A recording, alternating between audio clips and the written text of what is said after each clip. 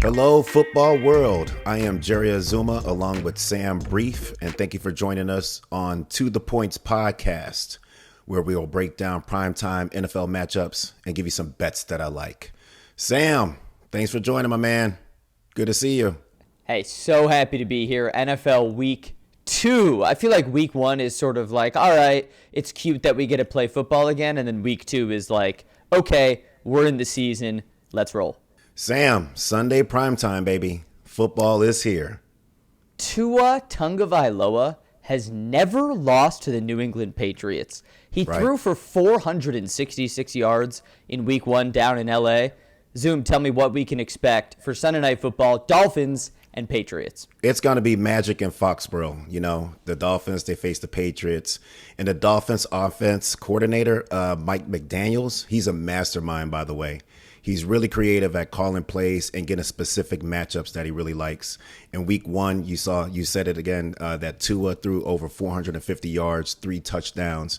He looked on fire. And it feels like the offensive scheme for Tua is to basically get the ball out quickly, get it out of his hands so that he doesn't have to think or take any abuse because we already know what's been going on with him in his situation with like hitting his head and things like that. So I think it's McDaniel's philosophy to get the ball out quickly for Tua and to make a lot of plays. So motion and quick routes, that's going to happen a lot. So I really like the way that they designed this offense. It's really great.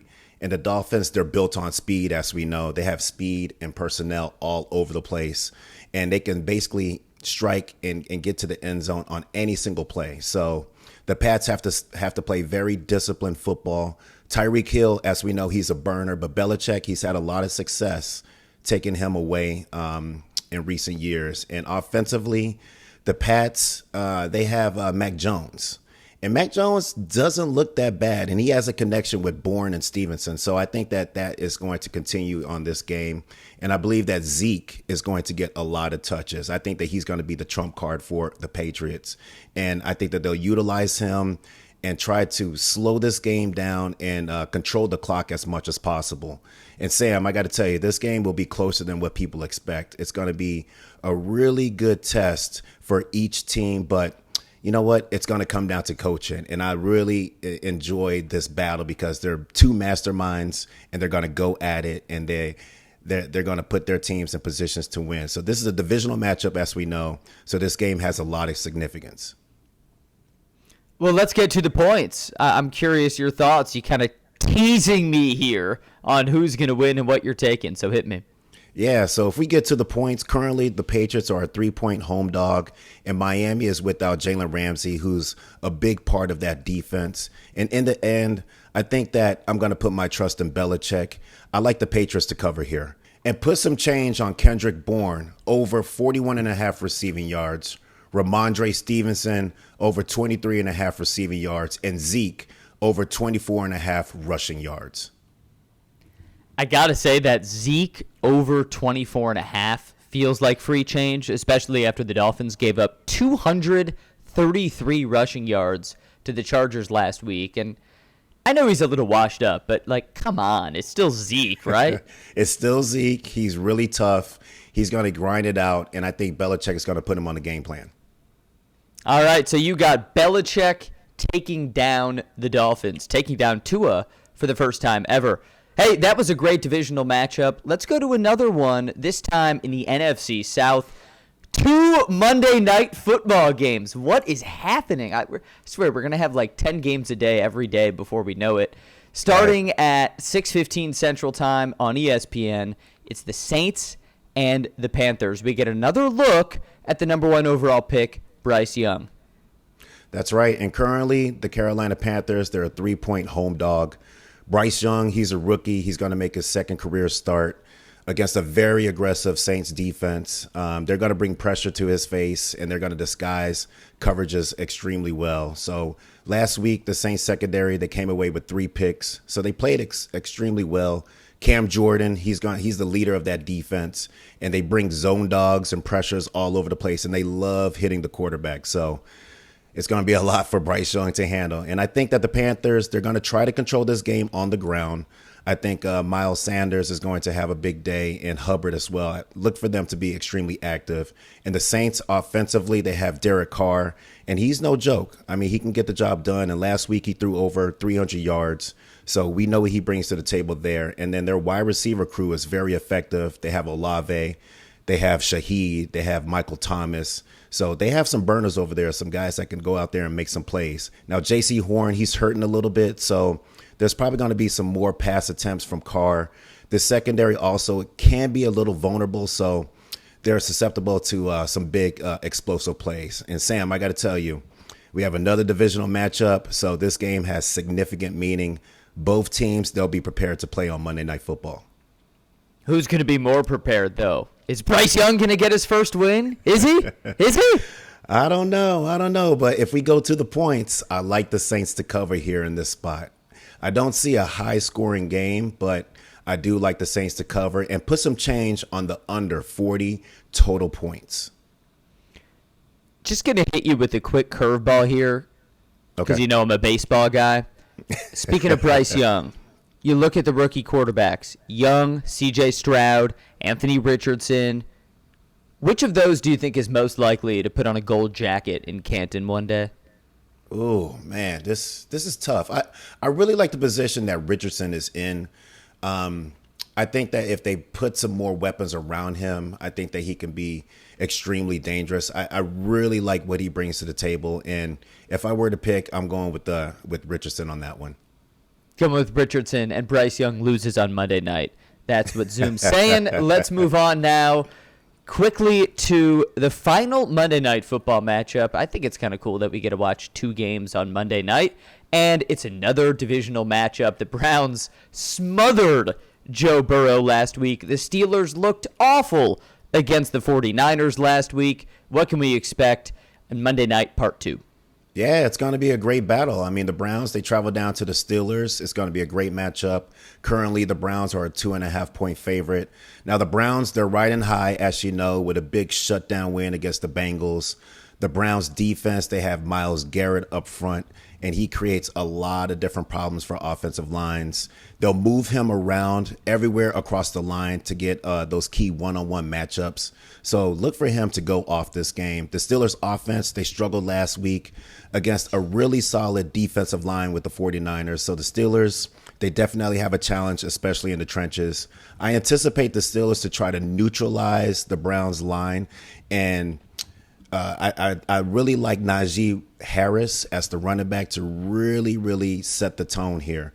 And this will also take a lot of pressure off of Kenny Pickett, who struggled last week. And you can't have a quarterback just struggling all over the place. So Najee Harris, I think that he's going to have a big game. And throwing, let me bring that back. Mm-hmm. So Kenny Pickett, he threw for just over 100 yards and a pick. So he had a rough week last week. It'll be interesting to see if he can bounce back. Now, Deshaun Watson, he played extremely well week 1. He's a savvy veteran. He's very athletic. He has a strong arm. He likes to extend plays and is very smart with the football. I don't see him really taking a lot of risks, but I see him taking advantage of this defense. So a lot of intermediate to deep throws I can see happening. And Kevin Stefanski, he's very creative as the offensive coordinator. He's going to get Watson into space. He's going to move the pocket and pretty much give Watson clear lanes to throw the ball. And when Watson gets into that type of atmosphere, he could be extremely dangerous. So the Pittsburgh defense, very vulnerable to intermediate and deep routes. So look for Watson to basically take some shots downfield. Now, this guy's an absolute beast. Born and raised in Chicago, Illinois, played his high school ball at Morgan Park, his college ball at Texas State, and then went on to play for the Miami Dolphins and then 8 seasons with the Minnesota Vikings. My man Fred Evans, take us through your Money Minute. How's it going? This is Fred Evans, formerly the Minnesota Vikings, checking in with you with my bold prediction on Monday night's matchup, the Cleveland Browns versus the Pittsburgh Steelers. Now, we all know Cleveland Browns had a great win versus the Cincinnati Bengals, and the Pittsburgh Steelers struggle heavily with the 49ers. But this game is at home in Pittsburgh, so I see them coming out hot. Now, can Myles Garrett and Zadarius Thomas contain and stop this run of Nick Chubb's, or can T.J. Watt galvanize the troops minus the big man in the middle, Cameron Hayward. With that being said, I see the Cleveland Browns coming in at about 21 and the Pittsburgh Steelers 17, even though it's at home. Have a great weekend and go Vikings. And Sam, I got to tell you, the star of the Browns offense is Nick Chubb. He is an absolute workhorse, so look for him to be active this game. I also love me some Chubb. He looked amazing last week, 106 yards against Cincy. So let's get to the points, Zoom. Yeah, let's get to the points. Now, I'm taking the Browns to just cover this 2.5 point spread and put some change on Chubb having a really big day. I see him eclipsing 100 yards on the ground for sure.